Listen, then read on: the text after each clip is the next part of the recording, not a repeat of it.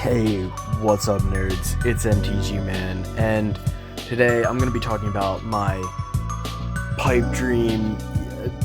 If I was to make a deck and I had no budget and I was to make anything I've ever wanted to make, it would probably be this. Alright, it goes for about $2,000, and that's not even like all of the prices because some of these cards aren't out yet.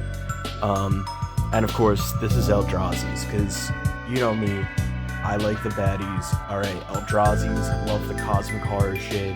I love the fucking, Eldritch, unknowable, they're in like it's the space between planes. It's cosmic, it's so fucking cool. I like the Phyrexians, I like the grossness of perfection, and like all of whatever's going on there. But this is it, this is what I would build.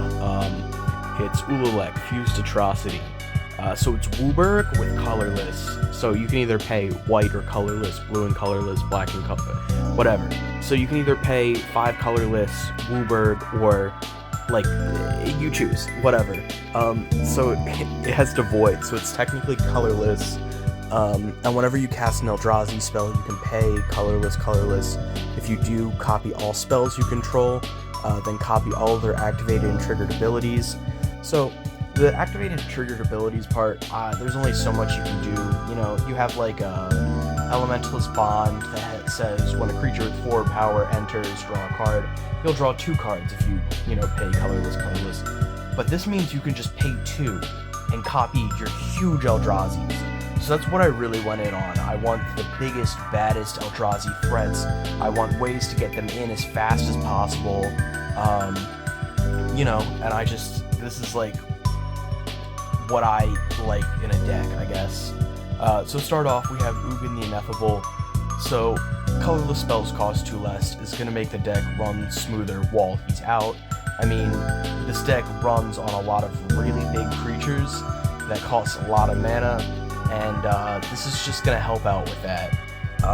It can also act as removal, which is cool, or card advantage with the manifest, kind of. It's a little difficult, but, whatever works. Aslask, the Swelling Scourge. So, this one, I'm a little 50-50 on. It could work as an alternate commander. It gives your creatures +X, where X is the number of experience counters you have. And whenever a colorless creature dies, you get an experience counter.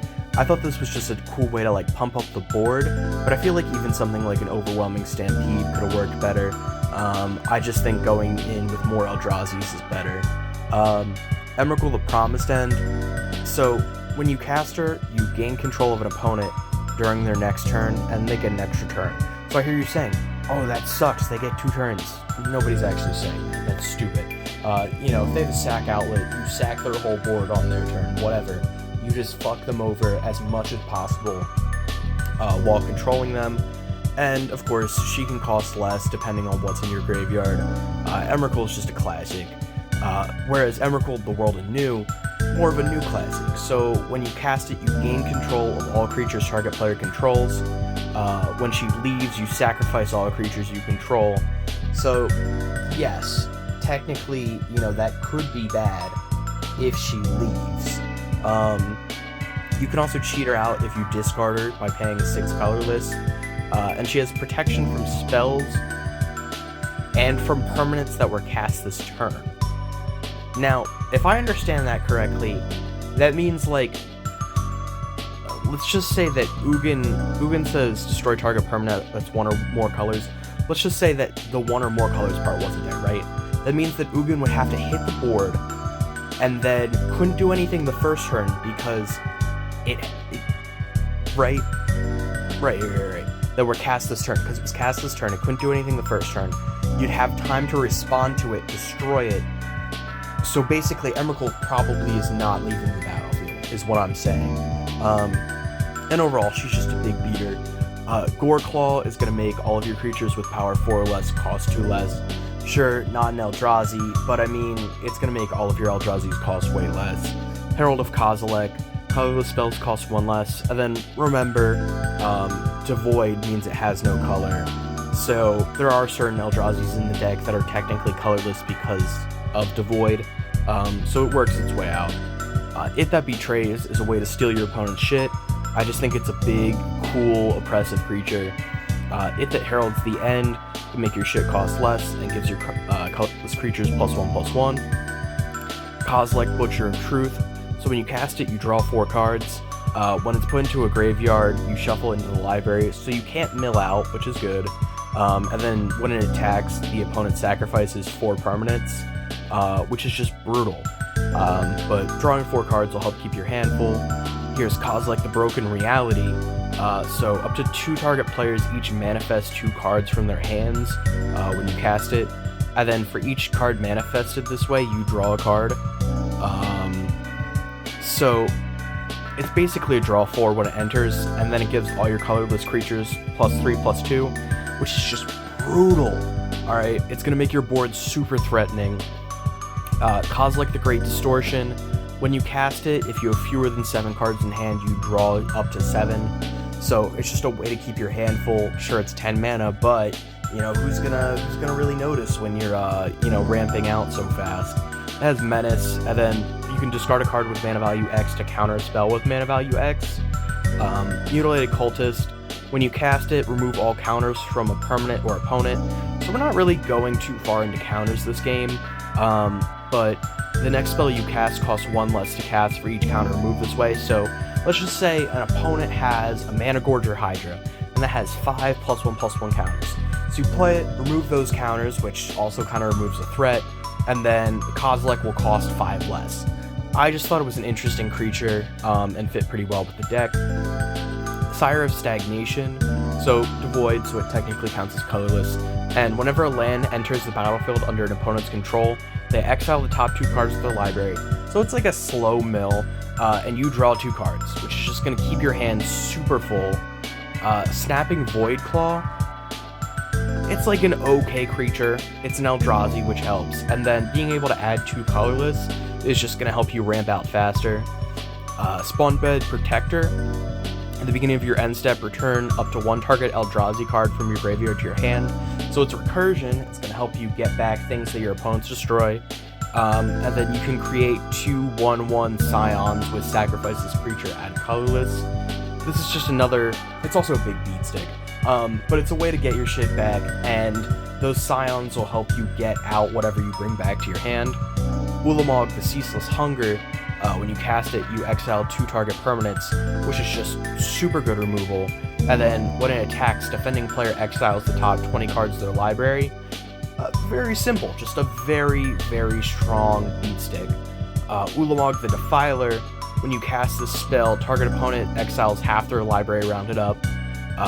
Ward, sacrifice 2 permanents, so it's going to be harder to remove. When it enters, so it enters with a number of +1/+1 counters on it equal to the greatest mana value among cards in exile. So if an opponent exiles half their library, you'll probably put at least like 5 +1/+1 counters on it, so it's at least a 12/12. And then it has Annihilator X, where X is the number of counters on it, so we're just going to go with 5 again, so Annihilator 5. So when it attacks, an opponent will have to sacrifice 5 permanents, which is just super brutal. And of course, Ulamog the Infinite Gyre. When you cast it, destroy target permanent, Annihilator 4, and it shuffles itself back into the library whenever it's put in the graveyard, which will stop you from milling out. Void Winnower, big, scary creature. Your opponents can't cast spells with even converted mana cost. Your opponents can't block with creatures with even converted mana cost. So it shuts down half your opponent's deck, essentially. There's also like a lot of even cost removal, so hopefully this will be like stopping all those Doom Blades and whatever. Wandering Archaic, yes, it's not an Eldrazi, yes, it isn't a big creature, but when an opponent casts an instant or sorcery, they have to think about paying 2, and if they don't, you just get to cast it for free. This could also be like a somewhat group hug piece, like if an opponent casts a removal spell to remove something, and there's also like another threat across the table, you can be like, hey, don't pay the 2, I'll remove the other threat. And on the backside, you can, cast it for 3. Each player looks at the top 5, reveals a land and or instant or sorcery, and puts the revealed cards into their hand, and then each player gains 3 life, which is just a group hug piece. I mean, it can also help you get lands, which is good. Zul'Dok, Void Gorger. Colorless spells you cast from your graveyard cast from your hand, with mana value 7 or greater, have Cascade. So all of your Titans will be getting you more value. Moving into artifacts, we have Cloud Key to make these spells, make your creatures cost 1 less because they cost a lot. Darksteel Monolith is going to let you cast 1 of your spells for free. Forsaken Monument will make all of anything that taps for colorless will add an additional colorless, helping you ramp faster. It'll gain you life, which is a small upside, and then your colorless creatures will get +2/+2, so your board's just going to be brutal. Herald's Horn will make your Eldrazi's cost 1 less and help you get more into your hand. Lightning Greaves for protection, Mind Stone for ramp, Mystic Forge, a lot of card advantage in this deck. Soul Ring, we're running 1 of each talisman because A, we kind of need the colors, and B, they can also add colorless without paying that life, which Forsaken Monument will make that 2 colorless, which is also just as good. The One Ring, of course, because, it's a protection for a turn and you draw a shit ton of cards. Yeah, I don't see why not. Thran Dynamo for a shit ton of ramp. Urza's Incubator to make them all cost 2 less. Basically, we're just trying to get our Eldrazi's out as fast as possible. Bolt Bend to help protect them. You're probably going to have a creature with power 4 or greater. Let's just be realistic. So it's only going to cost 1 red. Eldritch Immunity to give a creature protection from each color until end of turn. Just good protection. Guthrie Wright's History is interesting here because, yes, it's removal across the board. So for each player, you choose a non-enchantment, non-land permanent, and then they get shuffled into their library, and each player who controlled one of those permanents exiles from the top until they exile non-land and put the rest on the bottom of their library in a random order, and they can cast the non-land.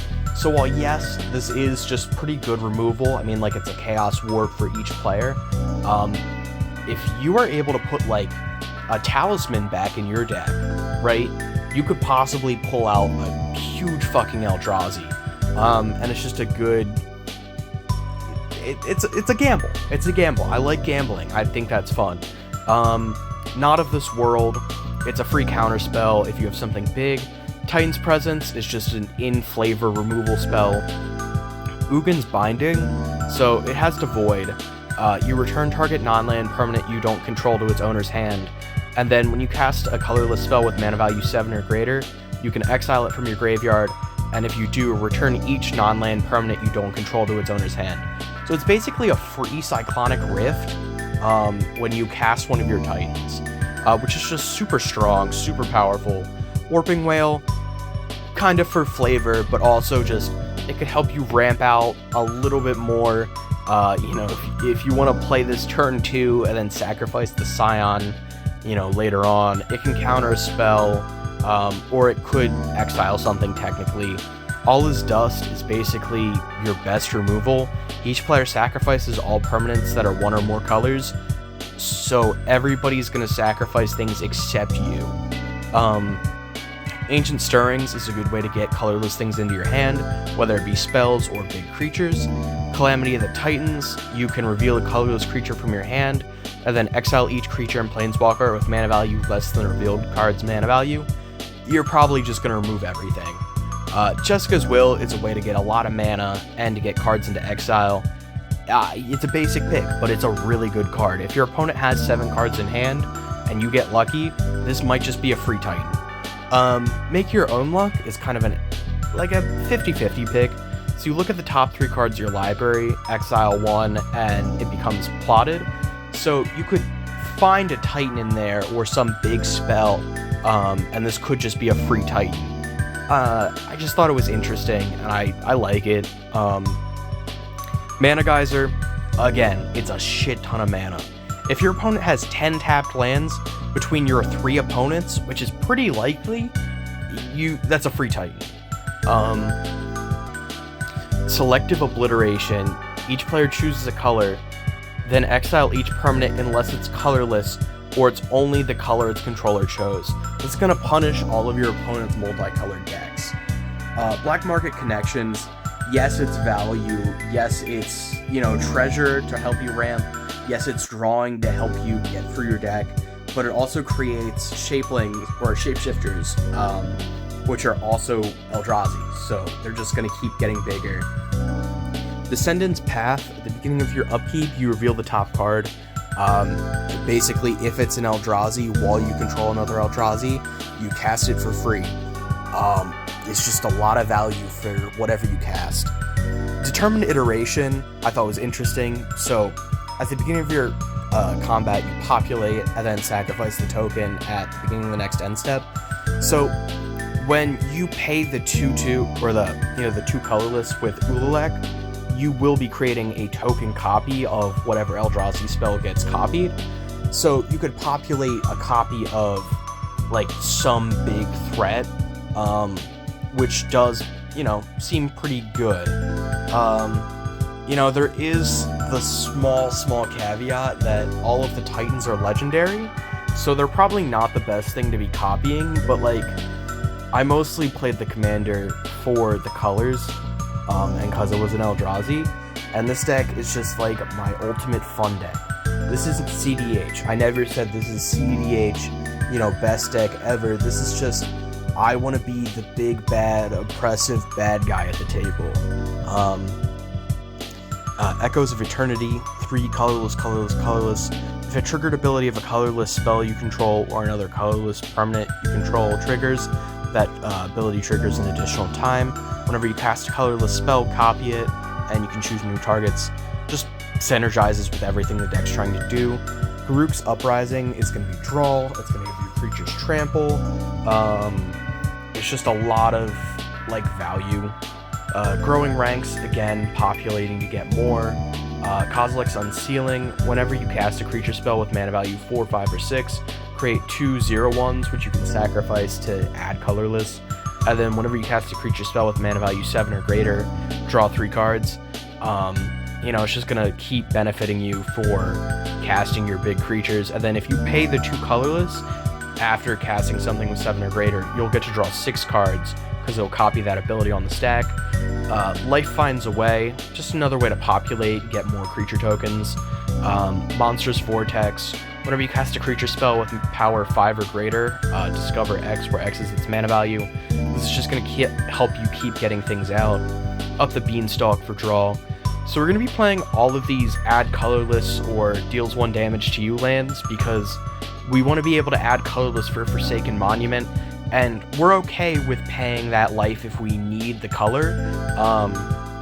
I'd actually prefer to be playing these than a shock land, because you want colorless more in this deck than you want color fixing, so shocks aren't really like a concern here. Ancient Tomb for the free mana, Bonder's Enclave for draw, Cavern of Souls, because it's colorless or it's, benefiting Eldrazi. City of Brass for color, yeah, I like being safe sometimes. Command Tower for color, Eldrazi Temple can add 2 colorless to help you ramp out for Eldrazi's. Exotic Orchard for color, Eye of Ugin will make your Eldrazi's cost 2 less, and it can act as a tutor. Field of the Dead, because there's so many differently named lands here, and it adds colorless. But more Vault, there's at least 16 or more artifacts here, so it's just a way to get through your deck. Gaia's Cradle, yeah, I said this was my Pipe Dream deck, so it has Gaia's Cradle. We have some mountains, because I knew there was going to be Mana Geyser. I knew there was going to be a good amount of red in the deck, so I just wanted to be sure. I probably could have looked at the land base a little bit more, but fuck it, this is my deck.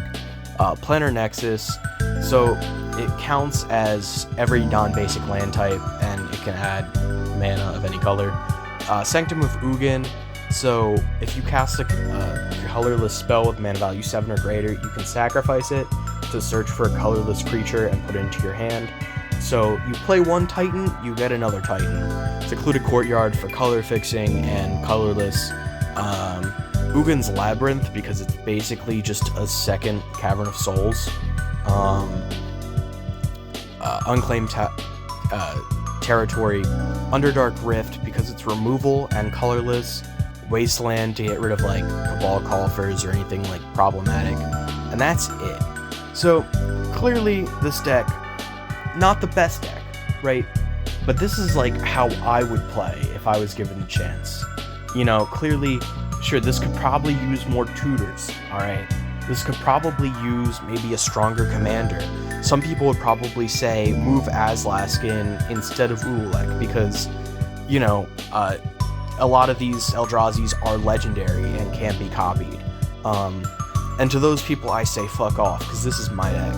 So we're gonna do like a little test run here, little funny. So we're gonna go turn 1 Wasteland, right, into turn 2, Yavimaya Coast, into Talisman of Dominance, into turn 3. We are going to tap out. We're going to name Eldrazi with Urza's Incubator. Go to turn 4. So I think here we go for the City of Brass.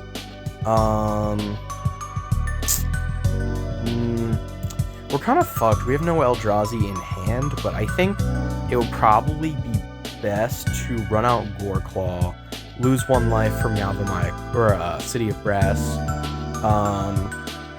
go to turn 5, play a Carpulsan Forest, go for Lightning Greaves, go for Unsealing. Notice we could have played Ulalek, but it just didn't feel right. I guess here we probably run out Ulalek. Wait, why would I do that? I would not tap City of Brass. I'd go colorless, colorless, colorless, colorless, colorless, play Ulalek, which would let me create 2 0/1s, which I can add colorless with.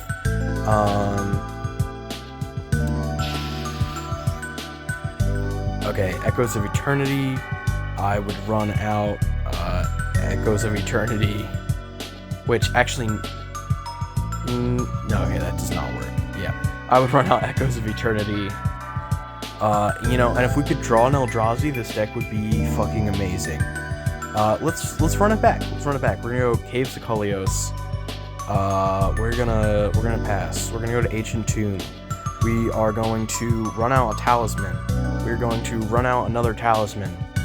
We're gonna play Adakar Waste. We are going to run out a Talisman. We are going to Ancient Stirrings. Look at the top 5. Put a colorless card into our hand. We are going to put Ugin into hand. I believe Resco in Graveyard. So from here, we would... I'm just gonna say Warping Whale to get the body to block with, because I'm gonna say we're probably gonna need to block. We are going to run out Ugin. Go to turn 5 or 6. So everything will cost 2 less, which would be great if we... I just need to double check. Oh, Ancient Stirrings would have put everything back to the bottom of the library. So we would be a little bit more fucked. So run out Ulalek. Play Mutated Cultist. We're gonna pretend that we removed 4 counters. So 4, 5, 6, 7, 8, and then 2 from Ugin, and we're gonna run out Kozilek.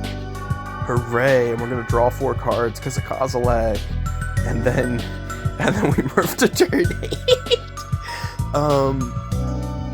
And we can't play. We're gonna play fine. We're gonna make our own luck.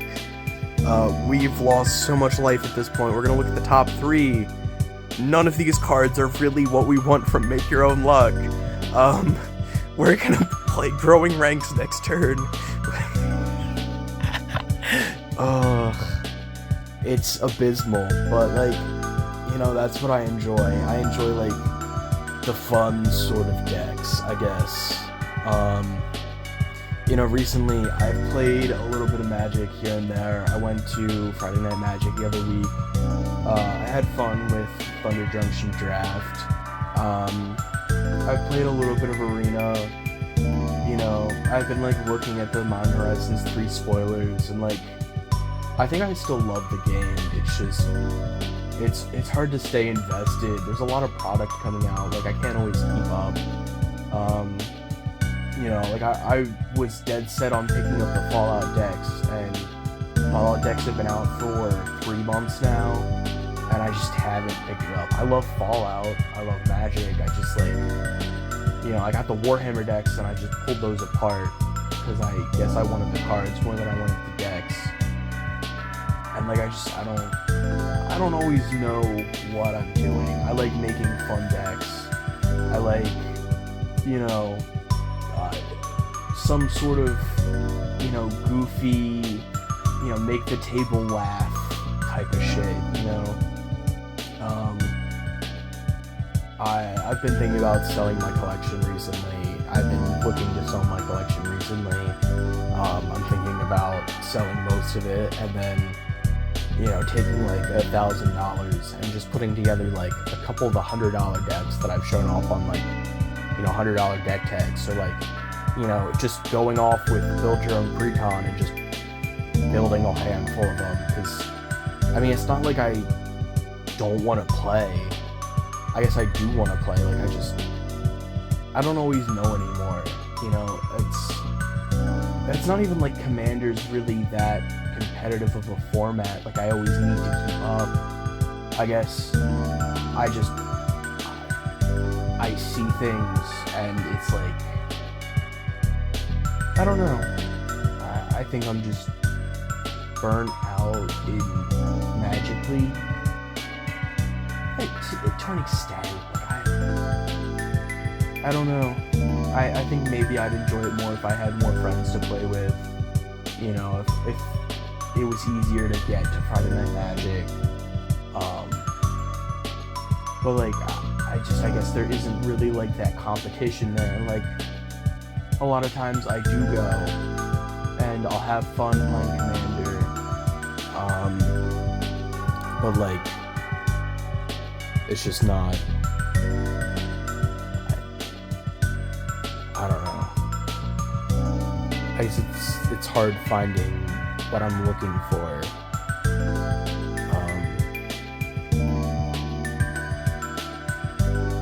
But that's it, guys. MTG Man signing off. Peace.